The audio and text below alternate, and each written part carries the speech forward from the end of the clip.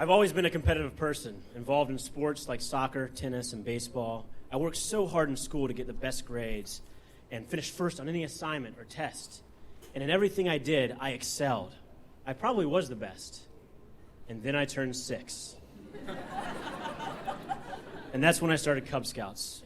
I didn't hate Cub Scouts, it just didn't do anything for me. I wasn't interested in the activities, and I would have much rather been out on the soccer field. But what started as an innocuous after-school activity led to the ultimate competitive challenge between me and Joel Beecher. That winter, I remember my mom driving me to our scout meetings each week. "Honey, it'll be good for you. It's fun," she'd say to me, looking through the rearview mirror of our minivan. My friends and I, the Tiger Scouts, would get together for activities like building bird feeders out of popsicle sticks, or learning and reciting the scout motto, or going around the room and measuring the size of plants and flowers. Really. This went on week after week, and I'm just going through the motions against my wishes alongside the rest of my friends because our parents want us to be well-rounded. None of these activities or events will leave any impression on me except for one: the Father-Son Bake-Off. You see, the Father-Son Bake-Off is an annual competition where every scout in the den works with their father for a judged event to bake the best dessert. Word spreads quickly that Joel Beecher possesses a world-famous apple pie recipe handed down from his grandmother. In fact, it spreads directly from Joel Beecher's mouth. "I'll have the best pie in the whole troop," he'd brag with a villainous smile and a conceited look. And that's all he said in school as he strolled down the hallway with this big grin and his chest puffed up real big. "Are you guys ready for the bake-off? Me and my dad are. You should try our apple pie." His apple pie, huh? I think to myself. Well, he did have a pretty damn good apple pie because he won the competition that year. This Oreo-crusted cherry tart that my dad and I tried to make wasn't even close. And so this is all he talked about as he sucked up to our teacher and butted into our conversations and just boasted day in and day out the rest of the school year. And despite my disinterest in Scouts, it was enough to stir my competitive spirit and create this insatiable urge to defeat Joel Beecher. So 1 year and numerous boring Scout classes later, the Father-Son Bake-Off is once again upon us. Joel Beecher is insufferable as ever, injecting smart-ass comments into every conversation. The big event is set to take place next Saturday. My dad and I, we want to be ready. You see, last year we were hanging out on Friday night when my mom yells into the family room, "You boys better find something to bake for that scout meeting tomorrow." We jumped out of our seats and began scouring through her handwritten recipes and old cookbooks. It was before the internet, of course. And so this time around, instead of waiting until Friday, we're going to prepare in advance. It's Thursday night. And after just a little bit of research, we settle on a carrot walnut bundt cake. The picture looks delicious. It's a gourmet recipe with this nice glaze on top. The problem is we can't cook. My dad, he can grill a steak, but that's about it. The only time he's ever in the kitchen is when he's testing something my mom's cooking. And I'm 7, so what am I supposed to do? Well, we have all the ingredients laid out on the countertop: sugar, walnuts, butter, flour, vanilla extract. It's like a science experiment performed by 2 madmen. I'm furiously stirring everything together in a mixing bowl, and my dad's yelling at my mom from the kitchen, "Hey, Mary Beth, how do you preheat this oven?" He looks over at me, Alex, stop.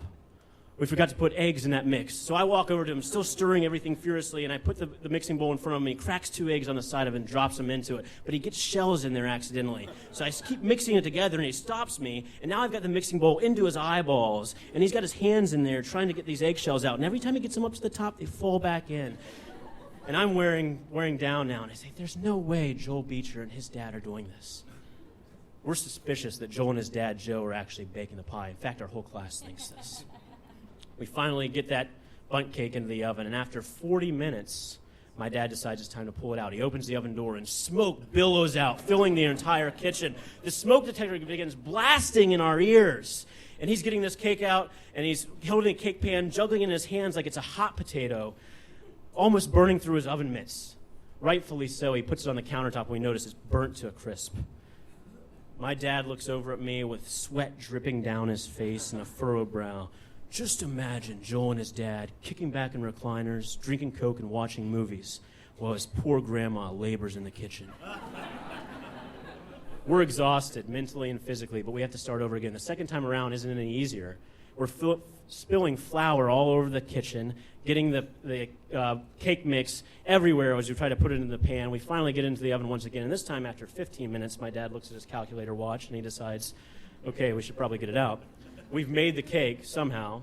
It looks nothing like that picture, by the way, of a gourmet delicacy. But by this point, we've sweat, we've bled, we've cried enough, literally. So a few mornings later, I wake up, and it's off to the scout meeting. We go to this nondescript brick building and into a giant multi-purpose room with peeling linoleum floors and these old wooden folding tables set up everywhere underneath these big, bright industrial lights that burn my little, pure young eyes. I can smell the sugar and vanilla and sweets as I walk in. Joel Beecher's already there. He has his hair heavily gelled to one side with a hard part way before it was cool. Big smile on his face.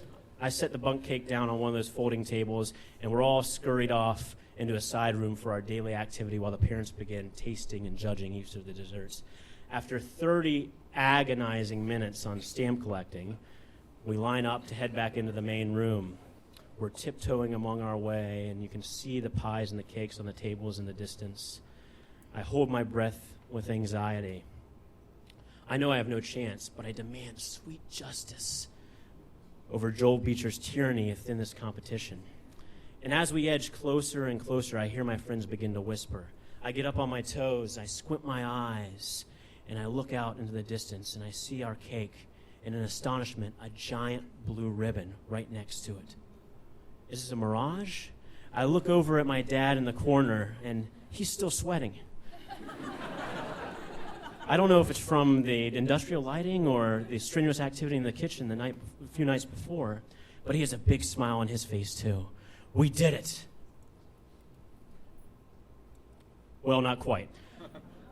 We ended up getting third place in the competition, and despite my efforts, Joel Beecher, with his grandma's recipe and probably her hard work, wins first place again. What?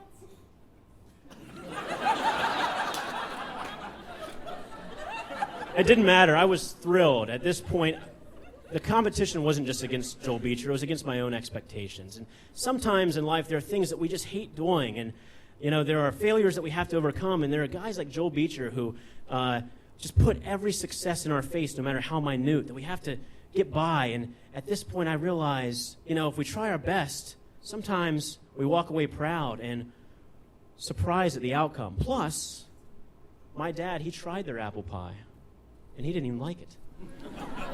Thank you.